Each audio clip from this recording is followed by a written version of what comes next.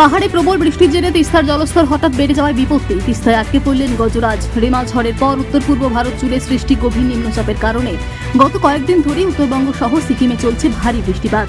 পাহাড়ে বৃষ্টির কারণে ইতিমধ্যে তিস্তা নদী সহ অন্যান্য নদীগুলিতে বৃদ্ধি পেয়েছে জলস্তর। বৃহস্পতিবার সেই কারণেই জলপাইগুড়ি জেলার গজলডোবা সংলগ্ন টোটগাঁওয়ে তিস্তার বুকে একটি হাতিকে অসহায় অবস্থায় দেখতে পাওয়া যায়। ঘটনাকে ঘিরে চাঞ্চল্য ছড়িয়েছে এলাকায়। ইতিমধ্যে বন বিভাগ তিস্তা নদীর বুকে আটকে পড়া হাতিটির গতিবিধির উপর নজর রাখছে। জলপাইগুড়ি থেকে নিজস্ব প্রতিনিধির রিপোর্ট, টিভি নিউজ 10। সুলভে সঠিক চিকিৎসার একমাত্র প্রতিষ্ঠান বিবেকানন্দ হসপিটাল।